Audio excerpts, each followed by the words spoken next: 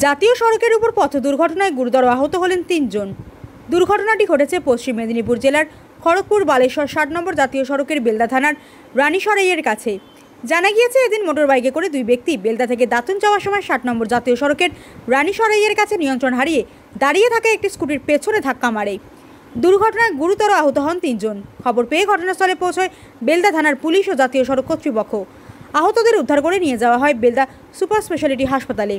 প্রত্যক্ষদর্শীরা জানান, বেলদার দিক থেকে একটি মোটরবাইকে করে দুজন দাঁতনের দিকে যাওয়ার সময় নিয়ন্ত্রণ হারিয়ে রাস্তার উপর দাঁড়িয়ে থাকা একটি স্কুটি গাড়িতে ধাক্কা মেরে উল্টে যায়।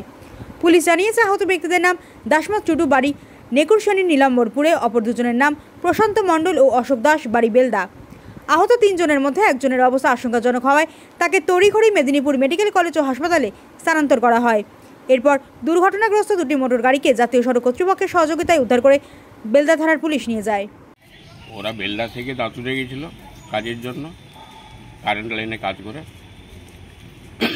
রানীশ্বরের কাছে গাড়িটা বেসাবধানে অ্যাক্সিডেন্ট করে, মানে একটা কুটিতে গিয়ে ধাক্কা মারে। চালিয়েছিল প্রশান্ত, পিছনে ছিল অশোক দাস, দিয়ে ওরা ছিটকে পড়ে যায়। এদের বাড়ি কোথায়?